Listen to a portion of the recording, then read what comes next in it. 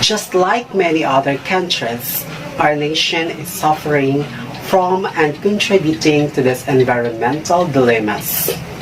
From air pollution to the depletion of non-renewable resources, our country has gone a long way to recognize and address environmental issues within its borders.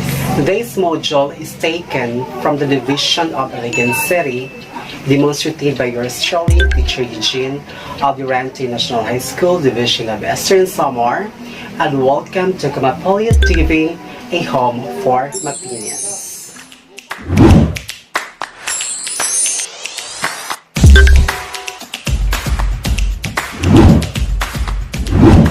Previous lesson has let you learn about the different major issues of the environment in our country. These are the climate change, water, air and noise pollution, poor solid waste disposal, declining biodiversity, and environmental hazards. This time, you will slowly observe how properties and conditions of impaired or contaminated environments be treated to you and to your family's health. As a learner, you possess a crucial role to the environment. Your cooperation will serve as groundwork for others to initiate desirable health attitudes, habits, and practices for a healthy environment. And you will know, as we go through this module, week 4, module 4, the effects of environmental issues to human health. So get your modules on health, ball pen, and paper so we could be able to start our session for today. Are you ready, Kamapalias? Sir, yes, sir! What do you know? Choose the best answer. Write the letter on the space provided or your answer sheet. Number 1. A loss of biodiversity may bring food insecurity to the community that results to poor oral health and poor growth of individual because A. Harmful carcinogens affect health. B. Biodiversity provides genetic resources for all crops, livestock, and marine species harvested for food. C. Hazardous waste leach to the ground soil. And D. Life-threatening diseases. What is the answer? The correct answer is letter B. Number 2. Extreme weather events and increase of temperature are both effects of long that reduces the availability of safe and drinking water in times of typhoon and flash floods.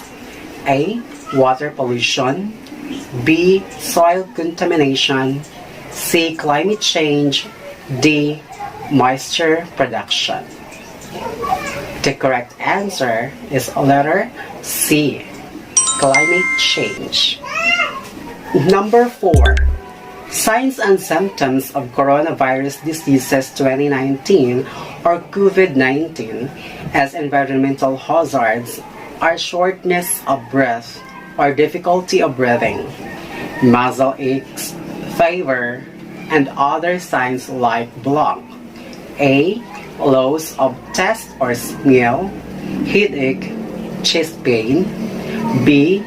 Mumps, sore eyes, and fever. C. Skin disease, vomiting, and sore throat.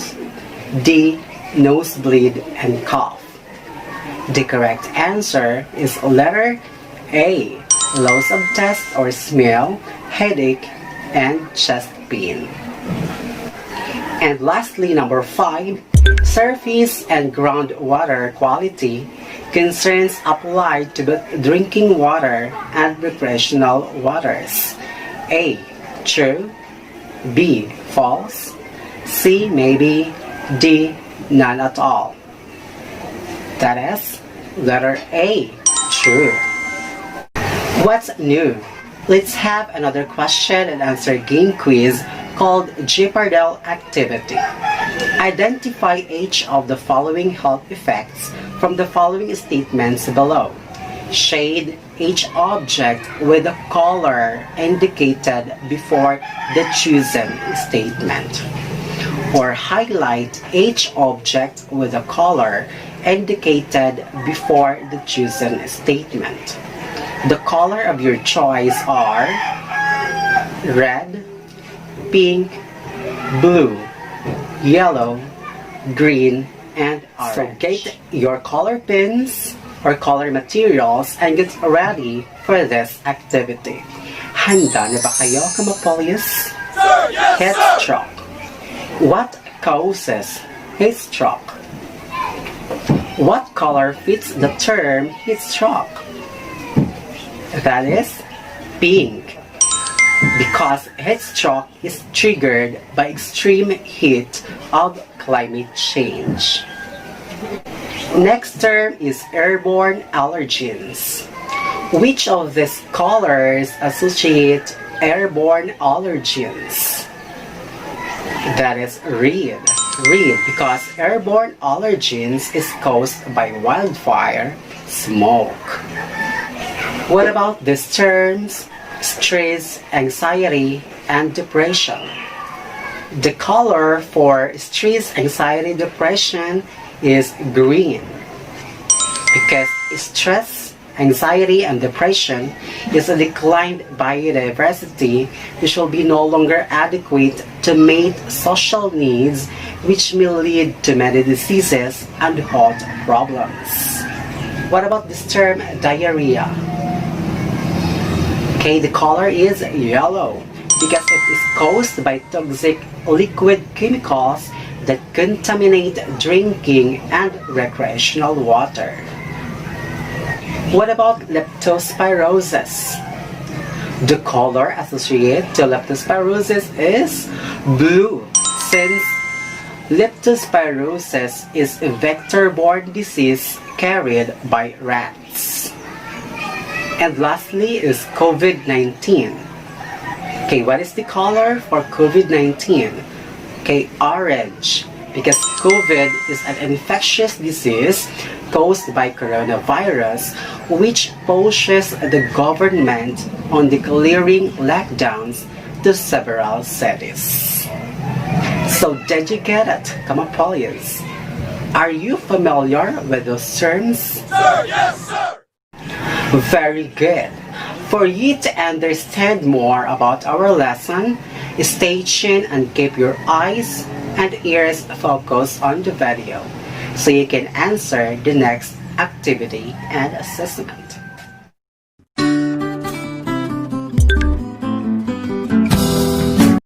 Here are the effects of environmental issues to human health. Poor solid waste disposal, water pollution, climate change, declined biodiversity, and environmental hazards. Poor solid waste disposal includes soil contamination.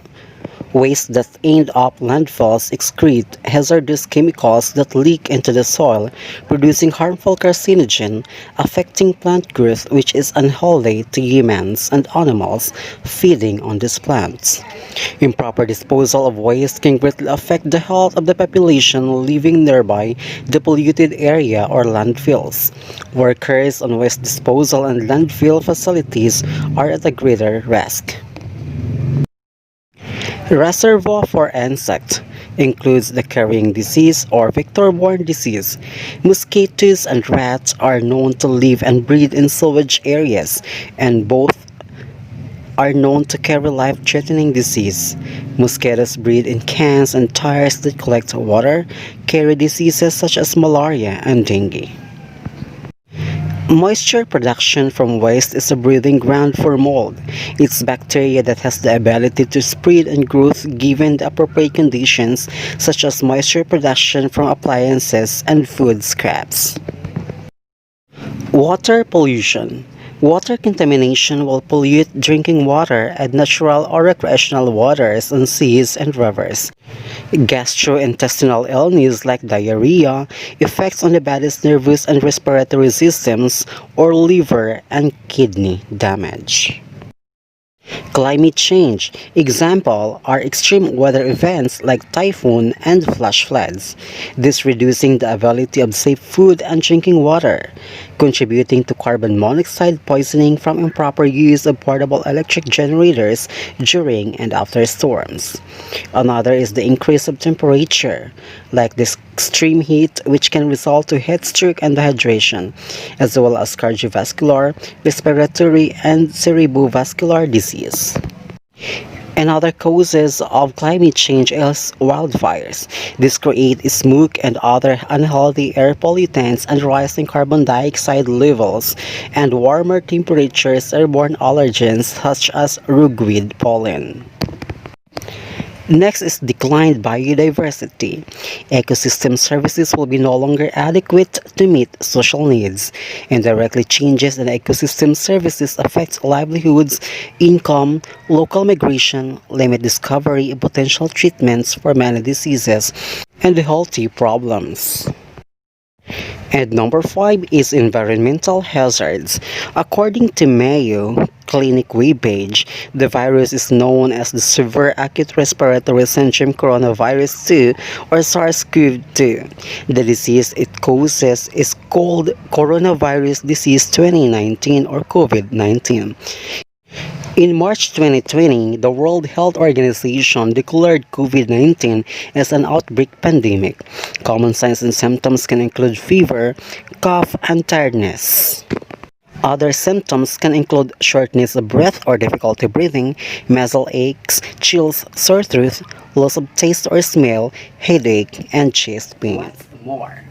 Let's try another activity called More Effects. Provide the effects of the following environmental issues to human health and community. For climate change, human health effects is heat, stress, and vulnerable to waterborne diseases. And its effect to community is heat waves, droughts, and floods. Water pollution effects to human health are illnesses like cholera, typhoid, and DIARRHEA. While its effect to community is the spread of diseases like typhoid, cholera, hepatitis, skin infection, and etc. While air pollution, its effect to human health is higher risk for asthma and other respiratory diseases. And its effects to community is the adverse health problems or increases risk of respiratory illnesses. While noise pollution, its effect to human health is anxiety, depression, and irritated. While its effects to community is there will become more argumentation and physical annoyance. While for declining biodiversity, its effects to human health is low income and health problems of individual, and its effects to the whole community is inadequate to meet social needs and low income for families and livelihood. For environmental hazards, higher risk of diseases and illnesses will be the effects to human health, and for general the community, it increases the risk of cancer for every member in the community, diseases, and often lead to poverty. Now let's check what you have learned from this module, Geopardyl.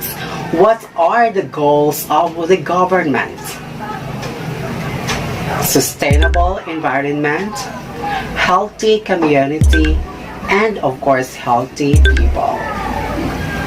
Do you think these goals of the government could be realized? Sir, yes. How? Governments can make a difference by supporting small local producers, employ sustainable practices, care about land restorations, make animals and crops resilient to climate change. And as member of community, we can help sustain the positive outlook of our environment by just supporting the generation of development opportunities through the inclusive education and decent work. Let's check this time what you can do in sustaining and maintaining a healthy environment to where you belong to with this activity called postcard. Using an illustration board, make a postcard in an 8 by 5 size. On your board, write the severity of COVID-19 symptoms to remind yourself and family of the health effects of the said biohazard. At the back, list the things to do and drew an object which represents the things we needed to wear outside in order to prevent the infectious disease. Here is the example of the postcard. Your postcard will be graded according to the following criteria. First is relevance to the purpose of the postcard, which is COVID-19 effects to health and its prevention. Next criteria is creativity, which should be an eye-opener to the reader. And of course, originality or clarity of thought. What are again the effects of environmental issues we are experiencing right now? Poor solid waste disposal, water pollution, climate change, declined biodiversity, and the recent issue, the COVID-19. To check if you have mastered the competency for this module, let's answer this post-assessment. Choose again the best answer by writing the letter of your choice. Number 1, signs and symptoms of coronavirus disease 2019 or COVID-19 as environmental hazards are shortness of breath or difficulty of breathing, nasal aches, fever, and other signs like blank. A. Loss of taste or smell, headache, and chest pain. B. Mumps, sore eyes, and fever. C. Skin disease, vomiting, and sore throat. D. Nosebleed and cough. The correct answer is letter A. Loss of taste or smell, headache, and chest pain. Number 2. Extreme weather events and increase of temperature are both effects of lung that reduces the availability of safe and drinking water in times of typhoon and flash floods. A. Water pollution. B. Soil contamination. C. Climate change. And D. Moisture production. The correct answer is letter C. Climate change. Number 3. A loss of biodiversity may bring food insecurity to the community that results to poor oral health and poor growth of individual because blank. A. Harmful carcinogens affect health. B. Biodiversity provides genetic resources for all crops, livestock, and marine species harvested for food. C. Hazardous waste leach to the ground soil. And D. Life-threatening diseases. The correct answer is B.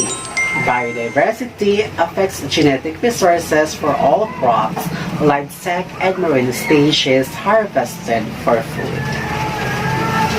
Number 4. Improper waste disposal includes reservoir for insects, like carrying diseases. Which of the following is not true? A. The disease meant is also known as vector diseases. B. Example of disease carried by insects are dengue and leptospirosis. C. It does not include mosquitoes and rats. D. The diseases due bring are life-threatening. The correct answer is letter C. It does not include mosquitoes and rats. And lastly, number 5, surface and groundwater quality concerns apply to both drinking water and recreational waters. A. True. B. False. C. Maybe.